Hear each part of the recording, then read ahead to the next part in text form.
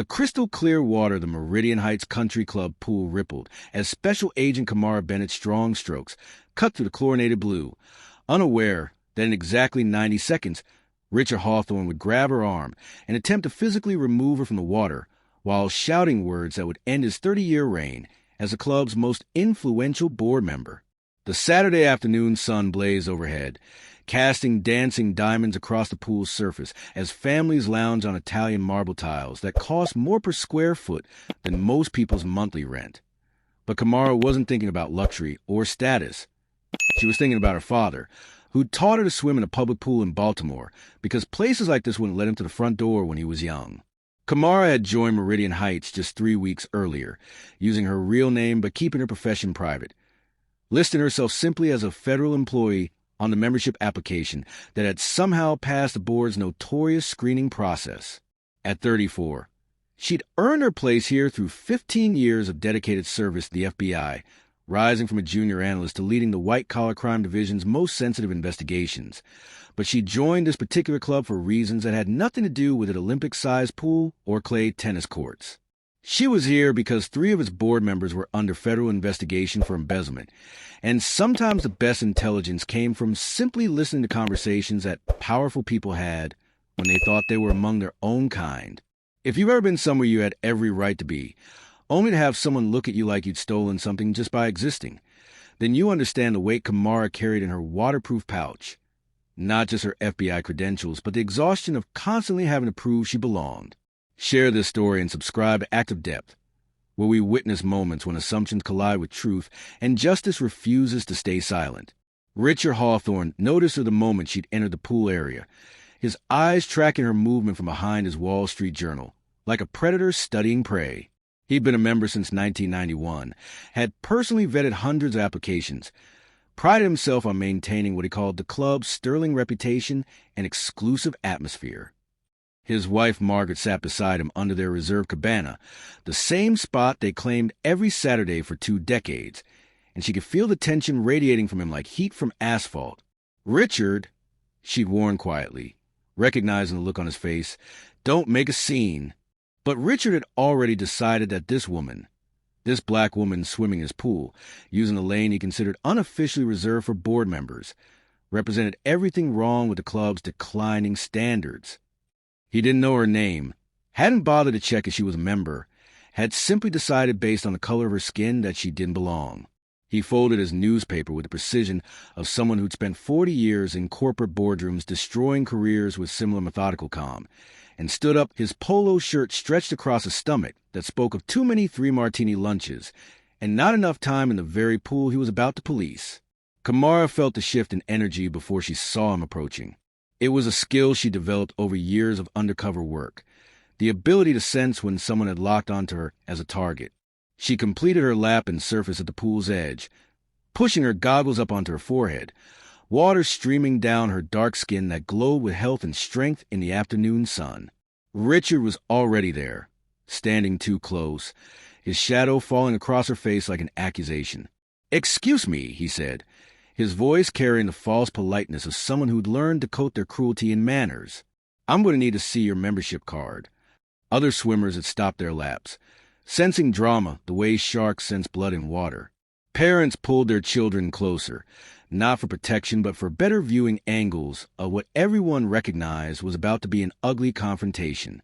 Kamara treaded water calmly, her FBI training keeping her heart rate steady despite the anger building in her chest. "I'm a member," she said simply. "My card is in my bag on the chair." She pointed to her designer tote bag, a gift from her mother for graduating Quantico, sitting on a lounge chair with her towel draped over it. But Richard wasn't looking at the bag. He was looking at her with the kind of disgust he usually reserved for quarterly reports that didn't meet projections. "I don't think you understand," Richard said, his voice rising enough that conversations around the pool deck stopped completely. "This is a private club. We don't just let anyone swim here."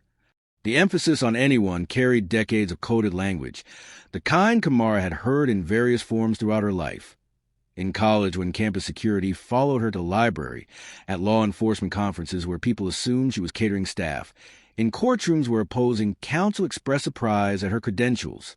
Margaret Hawthorne had risen from her chair, approaching with the careful steps of someone trying to prevent a disaster. "Richard, please, let's just—" But her husband waved her off with a casual dismissal of someone used to his word being final. "No, Margaret. Standards have to be maintained. I've been on this board for 12 years, and I know every member. I don't know her." Kamara pulled herself out of the pool with one smooth motion, water cascading off her athletic frame. Her bureau maintained fitness evident in every controlled movement.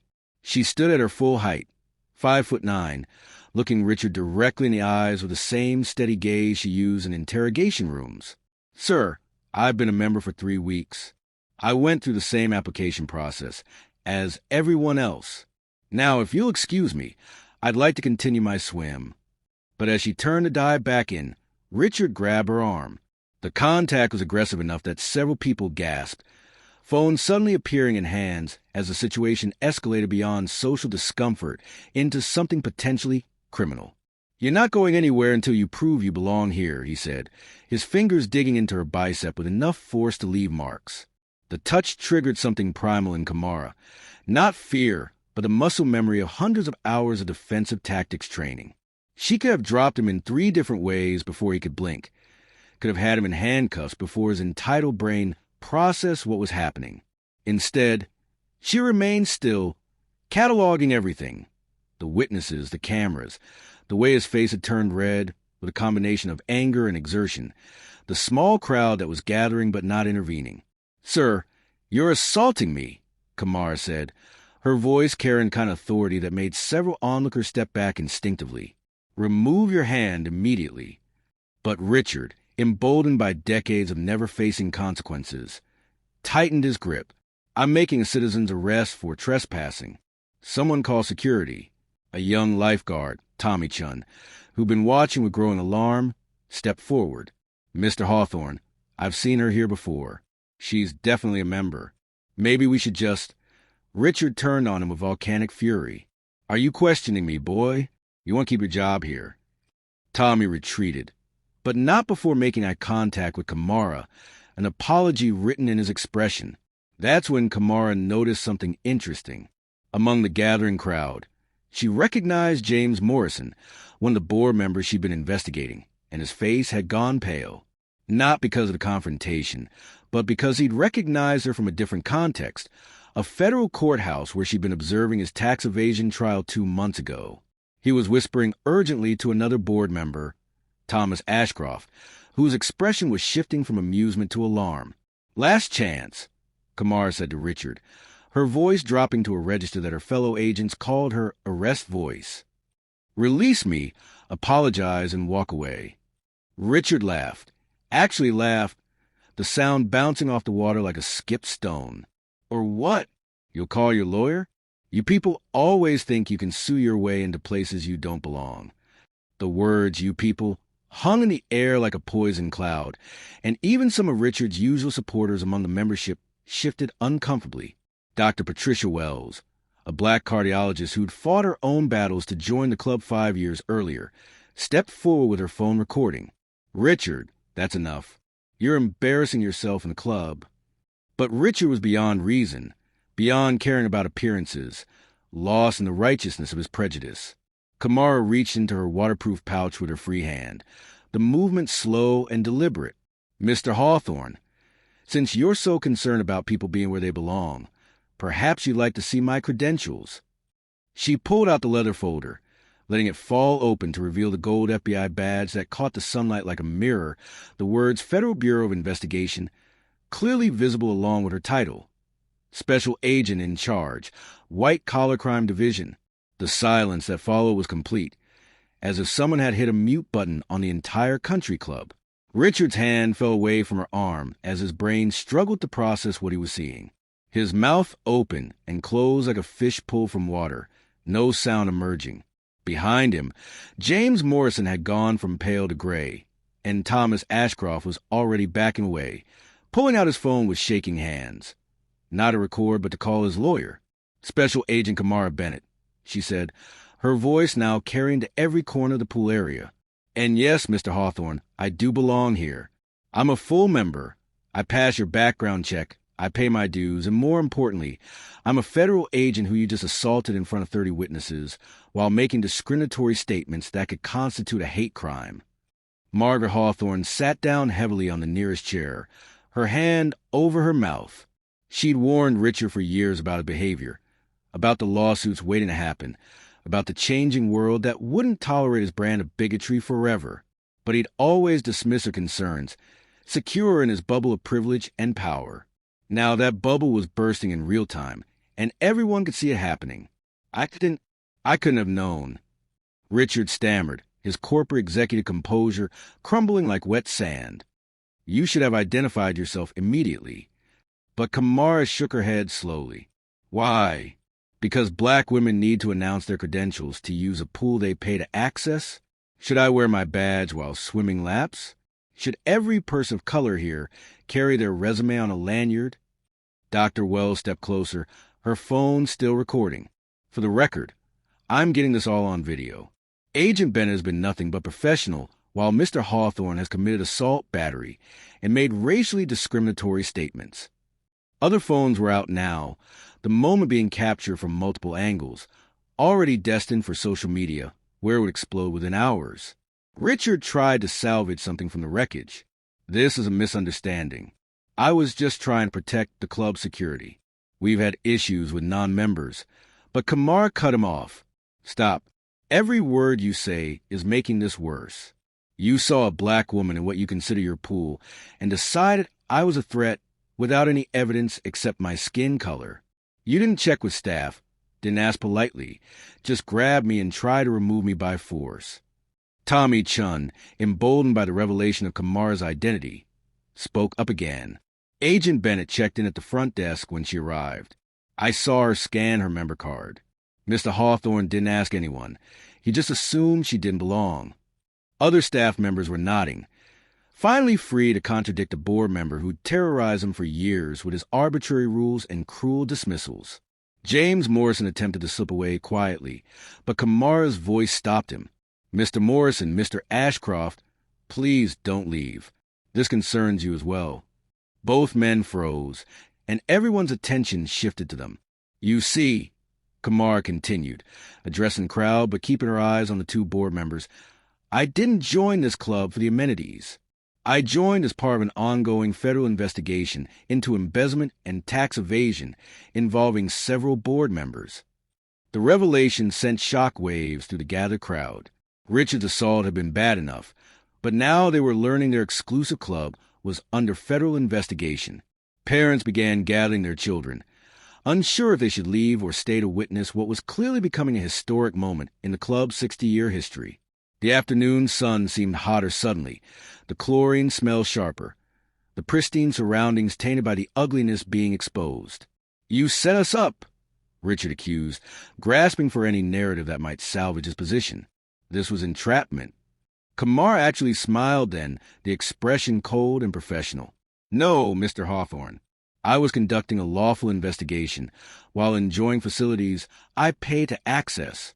You're the one who committed multiple crimes in broad daylight, because you couldn't tolerate a black woman in what you consider your space. Margaret Hawthorne found her voice finally. Richard, stop talking. We need lawyers. Now. But her husband was spiraling, his world collapsing faster than his mind could process. She doesn't belong here. This club has standards, traditions. We've maintained them for decades. His voice had risen to nearly a shout, spittle flying from his mouth, the mask of civility completely gone. Your traditions? Kamara asked, her voice cutting through his rant. You mean the traditions that kept this club segregated until 1994? The ones that required African-American members to have 3 times the income requirement of white members until 2003? The ones that mysteriously lost applications from qualified black professionals until Dr. Wells here threatened a discrimination lawsuit. She gestured to Patricia Wells, who nodded grimly. The crowd was learning more about their club's history in 5 minutes than most had bothered to discover in years of membership. Younger members looked horrified, while older ones looked away, complicit in their silence. The pool, which had seemed like paradise an hour ago, now felt like a crime scene, which technically it was. Kamara pulled out her FBI phone, making a call that everyone could hear. "This is Special Agent Bennett. I need backup at Meridian Heights Country Club. Yes, we have assault on a federal agent, potential hate crime, and 2 suspects in our ongoing investigation are present." She gave more details while Richard stood frozen, the reality of a situation finally penetrating his privileged bubble. "Wait," Thomas Ashcroft said, panic rising in his voice. "We haven't done anything today. We're not involved in whatever Richard did." But Kamara's look silenced him. "Mr. Ashcroft, we have records of your financial transactions going back 5 years. The FBI has been building this case for 18 months. Mr. Hawthorne's assault on me is separate from but related to the investigation, as it shows a pattern of board members believing they're above the law." Within 10 minutes, 3 black SUVs pulled into Club's circular driveway, and agents and FBI windbreakers entered the pool area. The transformation was surreal. The exclusive country club suddenly looked like a scene from a crime drama, except it was real, happening in the bright afternoon sun with the smell of sunscreen and chlorine still heavy in the air. Richard was read his rights while members filmed with their phones, his arrest becoming the kind of viral moment that would define him for the rest of his life. As Richard Hawthorne was led away in handcuffs, his polo shirt dark with sweat stains, his face a mixture of rage and disbelief, Kamara turned to address the remaining crowd. "I want everyone here to understand something. I could have identified myself as an FBI agent the moment Mr. Hawthorne approached me. But I wanted you all to see what happens when someone thinks their prejudice is justified, when they believe their status puts them above basic human decency." Dr. Patricia Wells was crying openly now, years of similar experiences flooding back. "Thank you," she said to Kamara, "for not backing down, for making them see." Other members of color in the crowd, the few who'd managed to navigate the club's discriminatory practices, nodded in agreement, their own stories written in their expressions. Margaret Hawthorne approached Kamara slowly, her designer sandals clicking on the wet concrete. "Agent Bennett, I owe you an apology, not just for today, but for every time I stayed silent when Richard did this to others. I knew it was wrong, but I told myself it wasn't my battle." She looked around at the crowd. "We all did. We let him and others like him turn this place into a fortress against change, against equality, against basic human dignity." Tommy Chun, the young lifeguard, raised his hand. "Agent Bennett, what happens to the club now?" It was the question everyone was thinking. Kamara considered her response carefully. "That depends on all of you. The FBI's investigation focuses on financial crimes by specific board members. But what you witnessed today is a symptom of a deeper problem. You can either address it or continue to enable it." James Morrison and Thomas Ashcroft were led away quietly. Their lawyers already on the phone, their country club days definitively over. The remaining board members huddled together, trying to figure out how to respond to the crisis. Several younger members were already calling for an emergency meeting, demanding reforms, threatening to cancel their memberships if nothing changed. A young mother named Jennifer Park, who'd been teaching her daughter to swim the shallow end, spoke up. "My daughter saw everything. She saw a man grab you because of your skin color. She saw you handle it with dignity and strength. She saw justice happen in real time." She paused, looking at her 6-year-old. "That's a lesson worth more than any swimming class." Kamara walked back to her chair, picking up her towel and bag with the same calm she'd maintained throughout the ordeal. The mark from Richard's grip was already bruising on her arm, evidence that would be photographed and documented, but she wore it without shame. It was proof that sometimes justice required putting yourself in harm's way, letting the ugliness reveal itself completely before striking back with the full force of the law. As she prepared to leave, the remaining club members parted to create a path, some nodding respectfully, others unable to meet her eyes. She stopped at the gate, turning back to address them one final time. "My father tried to join a club like this in 1987. They told him they'd lost his application 3 times before finally admitting they just didn't want his kind here. He became a federal judge anyway, presided over discrimination cases for 20 years. He taught me that changing systems sometimes means walking into places that don't want you and refusing to leave. The Meridian Heights Country Club would never be the same. Within a week, Richard Hawthorne was facing federal assault charges and a civil rights violation investigation. James Morrison and Thomas Ashcroft were indicted on embezzlement charges totaling over $3 million. The club's board resigned en masse, replaced by a diverse group of younger members who implemented sweeping reforms. The membership requirements were restructured, discriminatory practices were officially acknowledged and apologized for, and a scholarship program was established for underprivileged youth to access the club's facilities. Kamara returned to swim the following Saturday, not as an investigator, but as a member. The pool was less crowded. Many of the old guard had quit in protest, but the atmosphere was different, lighter somehow. Tommy Chin gave her a thumbs up from his lifeguard stand. Dr. Wells swam in the lane beside her, and they exchanged knowing smiles. New faces appeared. People who'd never felt welcome before, families that looked like America actually looks, not like a country club's fantasy of what it should be. 6 months later, at Richard Hawthorne's sentencing hearing, Kamara gave a victim impact statement that went viral. "Mr. Hawthorne didn't just assault me," she said. "He assaulted the very idea that Americans of all backgrounds have equal rights to spaces they've earned access to. His actions were a reminder that prejudice doesn't disappear with wealth or education. It just dresses better and speaks more politely while committing the same injustices." Richard received 18 months in federal prison and 3 years probation. The civil lawsuit that followed bankrupted him. His assets liquidated to pay damages not just to Kamara, but to 17 other people of color who came forward with similar stories of his discrimination over the years. Margaret Hawthorne divorced him, publicly apologizing for her complicity and donating $1 million to the Equal Justice Initiative. The pool at Meridian Heights Country Club still sparkles in the afternoon sun, but now it reflects a different image. One of children of all backgrounds learning to swim together, of families sharing lanes without suspicion or hostility, of a community that learned the hard way that exclusion is a luxury America can no longer afford. Kamara still swims there every Saturday, and sometimes she thinks about her father, who never got his membership, but whose daughter ensured that the doors he couldn't open would never close on anyone else again. If this story resonated with you, if it reminded you that standing up to prejudice sometimes means letting it fully reveal itself before the world, share it with someone who needs to see that justice, though sometimes delayed, can arrive with the force of truth backed by law. Subscribe to Acts of Depth for more stories that show how ordinary moments of courage can dismantle systems of discrimination. Remember that every time we refuse to be silent in the face of injustice, every time we use our positions and privileges to protect others, we write a new chapter in America's long journey toward genuine equality. Your voice matters. Your presence matters. And sometimes the most powerful thing you can do is simply refuse to leave spaces where you have every right to be.